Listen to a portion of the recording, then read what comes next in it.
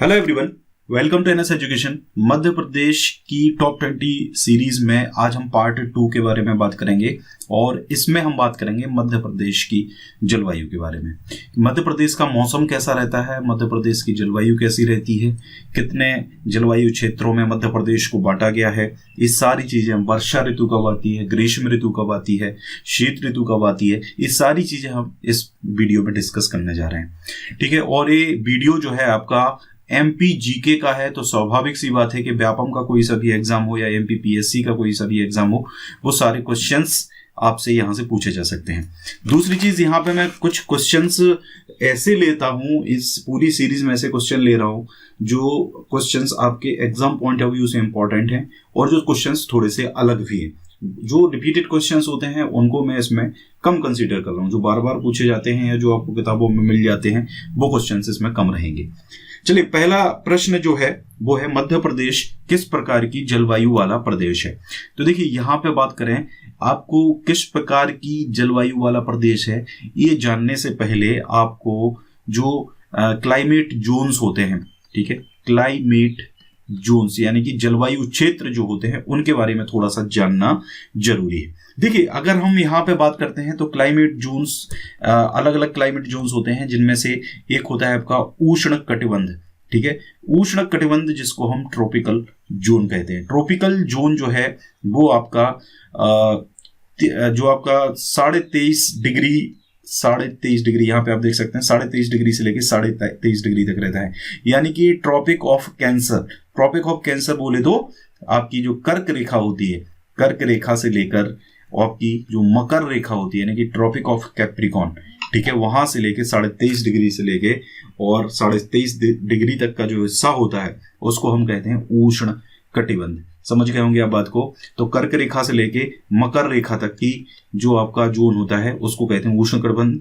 और ये आपका चूंकि इक्वेटर यहाँ पर है, इसलिए यहाँ पे अगर हम बात करते हैं, जैसे अगर हम पूरी ग्लोब को इस तरीके से करते हैं तो ये आपका 0 डिग्री यानी भूमध्य रेखा या विषुवत रेखा हो जाएगी, 0 डिग्री पर रहती है।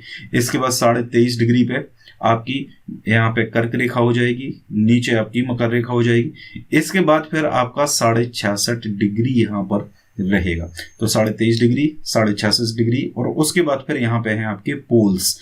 ठीक है, पोल्स जो है इनको पोलर जोन या फ्रेजिड जोन कहा जाता है, ठीक है, या शीत कटिबंध इनको कहा जाता है। 66.5 से लेके ऊपर तक का जो पूरा हिस्सा होता है, ठीक है, ऊपर का जो हिस्सा होता है आपका 0 डिग्री से ऊपर वाला, इसको क्या कहते हैं हम, इसको कहते हैं हम उत्तरी गोलार्ध या नॉर्दर्न हेमिस्फीयर। नीचे का जो हिस्सा होता है उसको हम 0 डिग्री से लेके यहां तक का जो हिस्सा होता है इसको हम कहते हैं साउदर्न हेमिस्फीयर। तो शीतोष्ण कटिबंध यानी कि आपका जो टेम्परेट जोन होता है, टेम्परेट जोन 23.5 डिग्री से लेके 66.5 डिग्री तक यहाँ पर होता है। तो 0 से 23 डिग्री आपका बन जाएगा ट्रॉपिकल जोन, उसके बाद 23.5 से 66.5 डिग्री तक जो रहेगा आपका वो रहेगा शीतोष्ण कटिबंध या फिर जिसको हम टेम्परेट जोन कहते हैं। फिर ऊपर आपका 66.5 से पूरा वहां तक रहेगा आपका फ्रेजिड जोन या पोलर जोन। ठीक है, तो एक और चीज यहाँ पे ध्यान रखें, चूंकि भूमध्य रेखा है यहाँ पर, तो भूमध्य रेखा पर जो सन रेज हैं, ठीक है ना, सूरज की जो किरणें हैं वो सन रेज डायरेक्ट पड़ती हैं या लंबवत पड़ती हैं यहाँ पे।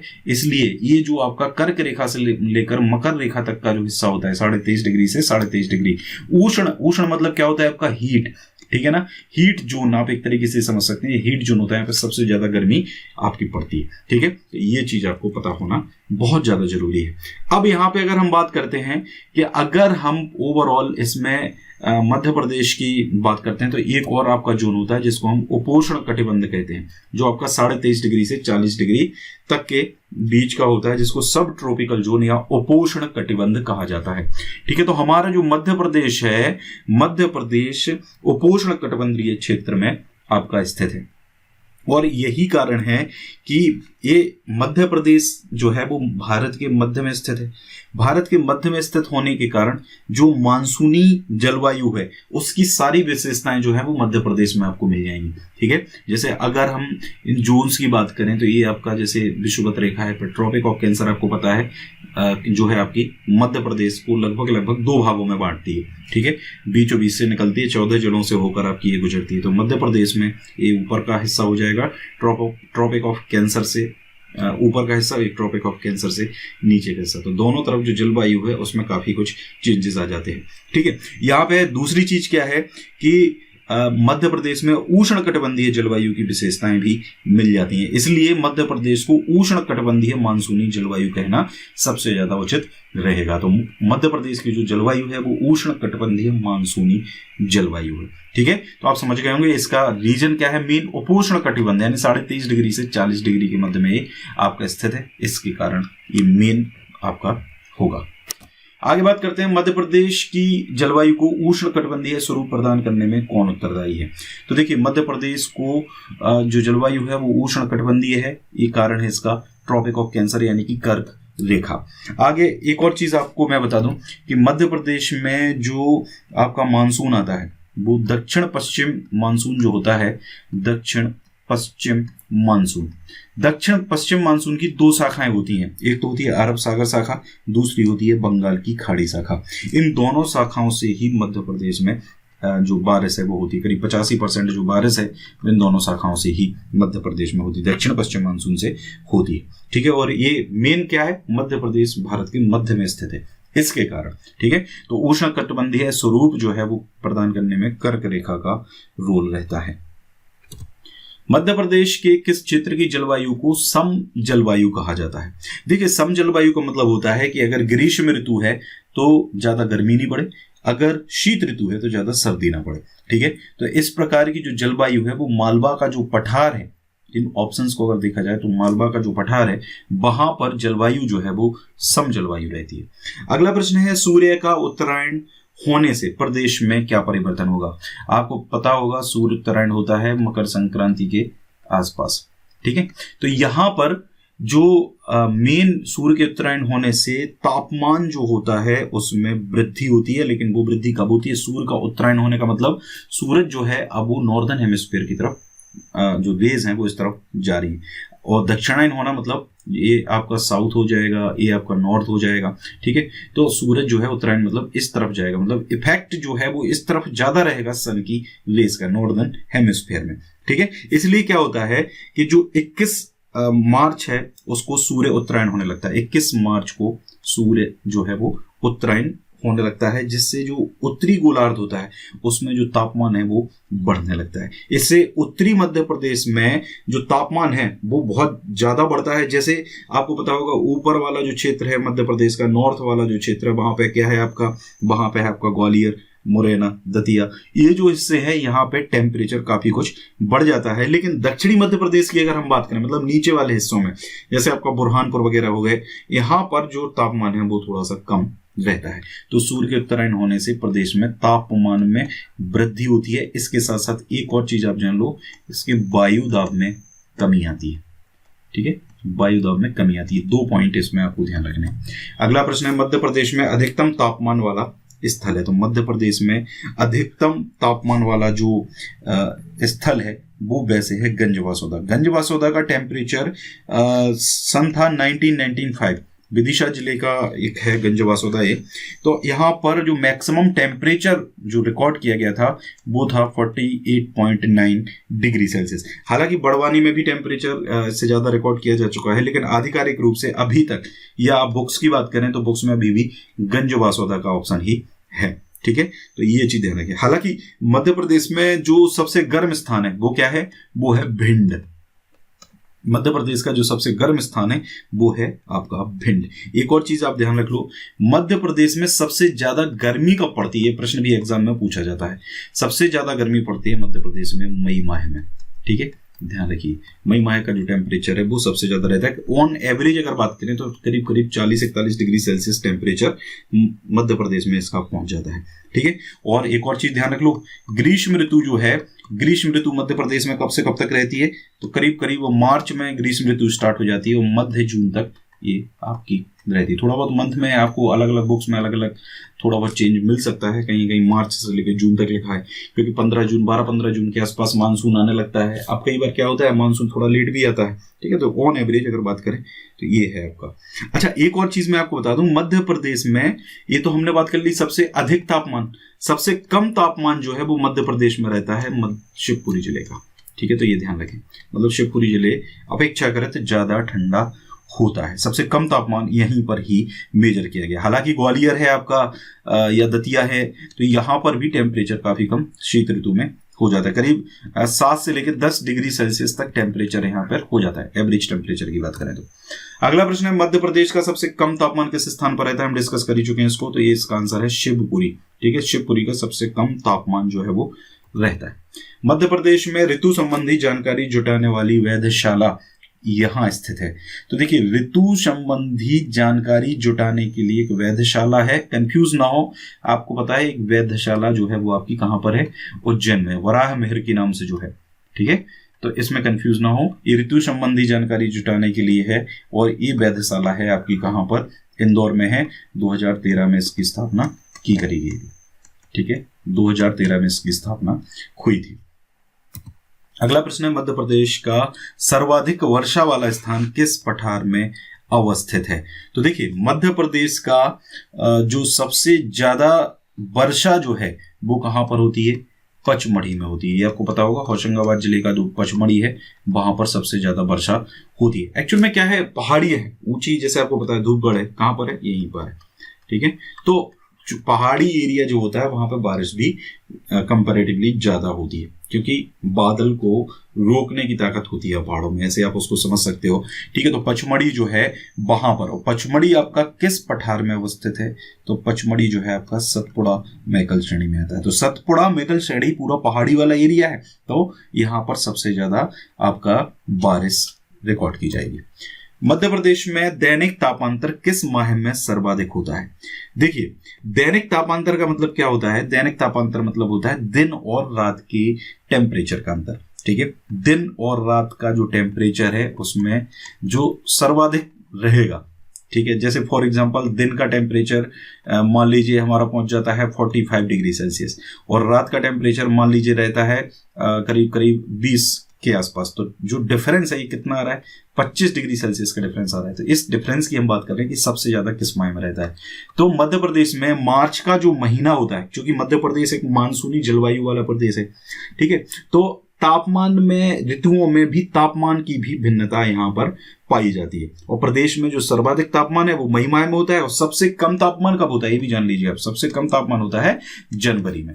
मध्य प्रदेश में सबसे कम तापमान जनवरी में होता है, लेकिन तापांतर की अगर बात करते हैं तो मार्च का जो महीना है वो इसमें पाया जाता है।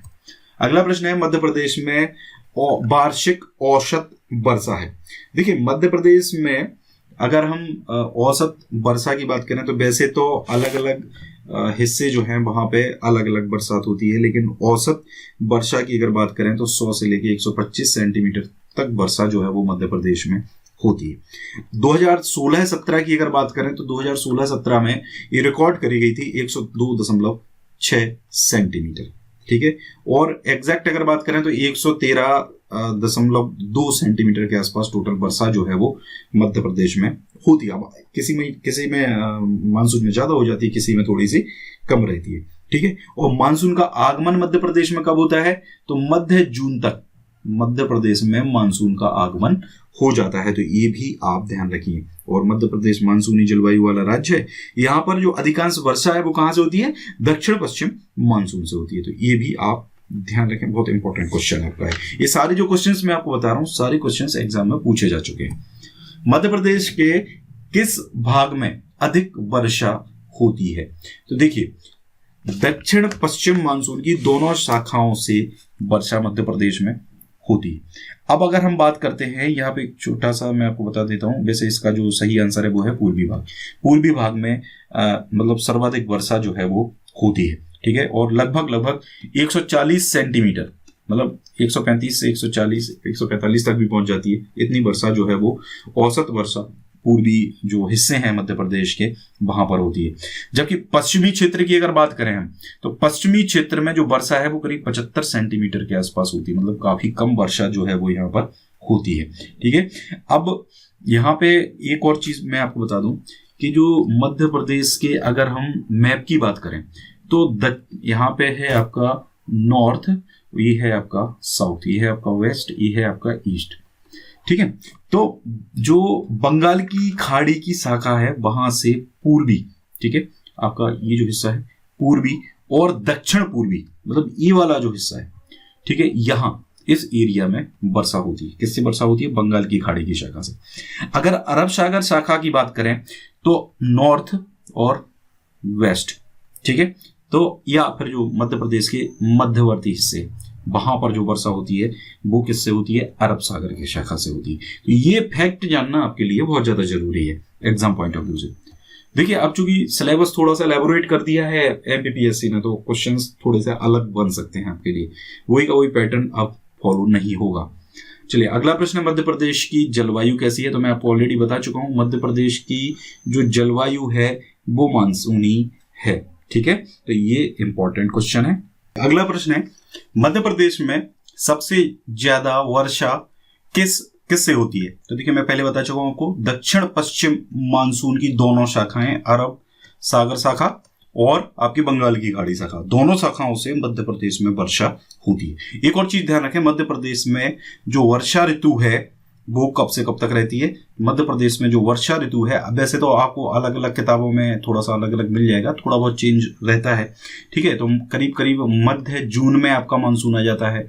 तो वर्षा ऋतु मध्य जून से शुरू होती है और करीब करीब मध्य अक्टूबर तक ये जाती है। कई कई किताबों में आपको सितंबर तक मतलब लिखा हुआ मिल जाएगा, मतलब 10 से 15 अक्टूबर तक जनरली वर्षा मध्य प्रदेश में हो जाती है, ठीक है। तो वर्षा ऋतु का आपका ये रहता है, दोनों शाखाओं द्वारा होता है, ठीक है। 85% वर्षा इसके द्वारा होती है और मध्य जून तक मानसून आपका जो है 12-15 जून तक मानसून आ जाता है। अच्छा, एक और चीज ध्यान रखें, सर्वाधिक वर्षा होती है वो कब होती है? सर्वाधिक वर्षा होती है आपकी मध्य प्रदेश में जुलाई और अगस्त में, ठीक है। सर्वाधिक वर्षा होती है आपकी जुलाई और अगस्त में, और कहां पर होती है? पचमढ़ी में सर्वाधिक वर्षा होती है, तो ये भी आप ध्यान रख लो। पचमढ़ी में करीब 215 सेंटीमीटर के आसपास, कहीं कहीं आपको 195 सेंटीमीटर लिखा मिल जाएगा किताबों में, अलग अलग है, तो जनरली ये एग्जाम में इस प्रकार का प्रश्न पूछते नहीं, ठीक है। और सबसे कम वर्षा जो है वो कहां पर होती है? तो सबसे कम वर्षा जो है वो होती है आपकी भिंड में। भिंड में भी स्पेशल जो गोहद तहसील है, ठीक है, गोहद तहसील में सबसे कम वर्षा होती है, करीब 55 सेंटीमीटर के आसपास वर्षा जो है वो यहाँ पर आपकी होती है। अगला प्रश्न है, मध्य प्रदेश को कितने कृषि जलवायु क्षेत्रों में बांटा गया है?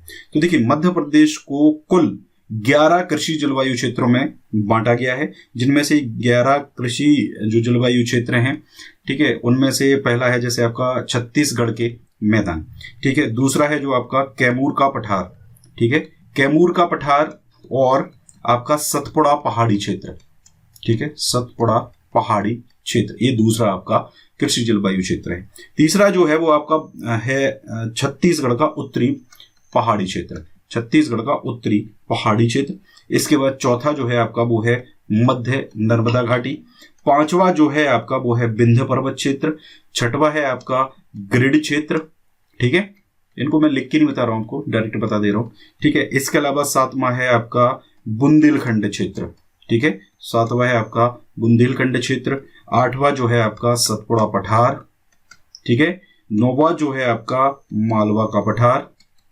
10वां है आपका निमाड़ के मैदान, ठीक है। और 11वां जो है आपका वो है झाबुआ पहाड़ी क्षेत्र, झाबुआ पहाड़ी क्षेत्र। इतने कृषि जलवायु क्षेत्र जो हैं वो उनमें मध्य प्रदेश को बांटा गया है। अगला प्रश्न है, मध्य प्रदेश में कितने प्रकार की ऋतुएं पाई जाती हैं? तो देखिए, मध्य प्रदेश में जो टोटल ऋतुएं हैं वो पाई जाती हैं 3 प्रकार की, ठीक है, जिनमें से ग्रीष्म ऋतु है, ठीक है। अब देखिए, मैं आपको ग्रीष्म ऋतु के बारे में बता देता हूं। ग्रीष्म ऋतु जो है आपका मध्य प्रदेश में ग्रीष्म ऋतु को युनाला के नाम से भी जाना जाता है, ठीक है। और ये मार्च से करीब मध्य जून तक, ठीक है, मार्च से करीब मध्य जून तक ये रहती है। सबसे अधिक तापमान कब रहता है? सबसे अधिक तापमान रहता है मई का, जो करीब 40 डिग्री सेल्सियस के आसपास पहुंच जाता है एवरेज, ठीक है। और यही अवधि होती है ग्रीष्म ऋतु में जब सूर्य जो है आपका 15 मार्च के समथिंग, 21 मार्च को, वैसे 21 मार्च को सूर्य जो है आपका उत्तरायण हो जाता है। उत्तरायण होने के कारण जो टेम्परेचर है वो बढ़ जाता है और वायुदाब जो है वो कम हो जाता है। दूसरी जो है आपकी वो है आपकी वर्षा ऋतु। वर्षा ऋतु जो आपकी मध्य जून से लेके इसको कहते हैं चौमासा, ये भी ध्यान रखें, ठीक है। ये आपकी मध्य जून से कब तक रहती है? मध्य जून से रहेगी ये मध्य अक्टूबर तक, मध्य जून से मध्य अक्टूबर तक रहेगी। बाकी वर्षा ऋतु के बारे में आपको मैंने सब कुछ बता ही दिया है। तीसरी जो ऋतु होती है वो होती है आपकी शीत ऋतु। शीत ऋतु को स्याला के नाम से जाना जाता है, ठीक है, स्याला, ठीक है। और ये शीत ऋतु जो है आपकी मध्य अक्टूबर से, ठीक है, मध्य अक्टूबर से लेकर करीब फरवरी तक शीत ऋतु ही मध्य प्रदेश में रहती है। सबसे अधिक ठंड कब पड़ती है? सबसे अधिक ठंड पड़ती है आपकी जनवरी में, ठीक है। और सबसे ज्यादा ठंडा स्थान मध्य प्रदेश में कौन सा है? तो वो है आपका शिवपुरी, ये भी ध्यान रखिए। इसके अलावा मुरैना का तापमान भी काफी ज्यादा रहता है, करीब 2 से 4 डिग्री सेल्सियस तक यहाँ पर टेम्परेचर कम हो जाता है, मतलब इतनी ठंड जो है वो यहाँ पर होने लगती है। अगला प्रश्न है, तापक्रम के आधार पर मध्य प्रदेश का अधिकांश भाग किस तापीय वर्ग में आता है? तो तापमान के आधार पर अगर हम बात करें तो मध्य प्रदेश का जो अधिकांश भाग है वो अति तापीय भाग में आता है, ठीक है, ध्यान रखें। और तापमान उत्तरायण भी तो मैंने बता दिया है कि मार्च में सूर्य उत्तरायण हो जाता है तो टेम्परेचर और ज्यादा बढ़ने लगता है और टेम्परेचर का जो डिस्ट्रीब्यूशन है वो असमान हो जाता है, ठीक है। असमान मतलब उत्तरी क्षेत्रों में टेम्परेचर बढ़ जाता है जबकि जो दक्षिणी क्षेत्र हैं उनमें टेम्परेचर थोड़ा सा कम रहता है। AR सुब्रमण्यम तथा T श्रीमन्नारायण ने तापमान व वर्षा के वितरण के आधार पर मध्य प्रदेश की जलवायु को कितने भागों में बांटा है? तो देखिए AR सुब्रमण्यम और T श्रीमन्नारायण ने मध्य प्रदेश को, मतलब मध्य प्रदेश की जो जलवायु हो उसको 3 भागों में बांटा है, ठीक है। ये 3 जो भाग हैं वो कौन कौन से हैं? इन 3 भागों में एक भाग है आपका अर्ध शुष्क, ठीक है, या इसी को स्टेपी प्रकार कहा जाता है, स्टेपी प्रकार, ध्यान रखें, ये पूछा जा सकता है आपसे। अगला है आपका गर्म शीतोष्ण वर्षा जलवायु, ठीक है, ये दूसरा हो जाएगा। तीसरा जो है वो है उष्ण कटिबंधीय आर्द्र एवं शुष्क जलवायु, ठीक है। ये 3 जलवायु जो हैं वो आपकी यहां पर होती। निम्न में से कौन से महीने में मध्य प्रदेश में सर्दियां शुरू होती हैं? तो मध्य प्रदेश में जनरली जो सर्दियां हैं वो आपकी शुरू हो जाती हैं नवंबर के आसपास, ठीक है। ये प्रश्न एग्जाम में पूछा गया है, जेल प्रहरी के एग्जाम में ये प्रश्न पूछा गया था। मध्य प्रदेश के निम्नलिखित क्षेत्रों में से कौन से क्षेत्र में मानसून के दौरान सबसे कम वर्षा होती है? तो ये मध्य प्रदेश में जो सबसे कम जो वर्षा होती है वो है आपका उत्तर पश्चिम क्षेत्र। मानसून के दौरान इसमें सबसे कम वर्षा जो है वो होती है, जबकि जो दक्षिण पूर्वी जिले हैं वहां पर जो वर्षा है वो भारी वर्षा आपकी होती है। निम्न में से किस जिले में गांव को क्लाइमेट स्मार्ट विलेज प्रोजेक्ट में शामिल किया गया है? किस जिले को, मतलब किस जिले के गांव को क्लाइमेट स्मार्ट विलेज प्रोजेक्ट में शामिल किया गया है? तो यहां पर इसका जो सही आंसर है वो है सतना जिले के जो गांव हैं। और क्लाइमेट स्मार्ट विलेज प्रोजेक्ट जो है उसके अंतर्गत ये 2016-17 के आसपास आया था, 2016-17 में आया था। तो इसमें क्या था कि अगले 6 वर्षों में 1100 क्लाइमेट स्मार्ट विलेज विकसित करने की सरकार की योजना थी, जिसके कारण जो इसका मेन उद्देश्य था कि किसानों को जलवायु परिवर्तन के जो खतरे हैं, जैसे कहीं बाढ़ आ जाती है, अकाल होता है, तो उससे निपटने के लिए उसको तैयार करना था। तो मध्य प्रदेश के सतना, सीहोर और राजगढ़, ध्यान रखें, सतना, सीहोर और राजगढ़, इन 3 जिलों के गांव को इसमें कवर किया गया था। कितने गांव को? 100 गांव को कवर किया गया था, ध्यान रखें, क्लाइमेट जोन्स में, ठीक है। 11 एग्रो क्लाइमेट जोन्स जो है, मतलब 11 कृषि जलवायु क्षेत्र हैं, उनके ये 100 गांव इसमें कवर करे जाने। तो गाइस ये पूरा था आपका वीडियो। और एक और चीज मैं आपको बता दूं, भारत मौसम विभाग का जो एकमात्र कार्यालय है, ठीक है, भारत मौसम विभाग का जो एकमात्र कार्यालय है वो है हमारा इंदौर में, ठीक है। इसके अलावा एक और चीज मैं आपको बता दूं कि राज्य में, मध्य प्रदेश में 21 डिग्री सेल्सियस की जो समताप रेखा है, ठीक है, आइसोथर्मल लाइन इसको कहा जाता है, ठीक है, ये रेखा राज्य को उत्तरी और दक्षिणी 2 भागों में विभाजित करती है, ठीक है। उत्तरी भाग का तापमान अधिक रहता है, दक्षिणी भाग का तापमान जो है वो कम रहता है। इसके अलावा उज्जैन में जो अत्याधुनिक वेधशाला है, ठीक है, वेधशाला है, और ये आपकी किसके नाम पर है, बराह महर के नाम पर है। ठीक है, तो ये भी आप ध्यान रखिए। तो इतने पॉइंट आपके इस वीडियो में इंपॉर्टेंट थे। वीडियो अगर अच्छा लगा लाइक करें, वीडियो को ज़्यादा से ज़्यादा शेयर करें। Thank you very much.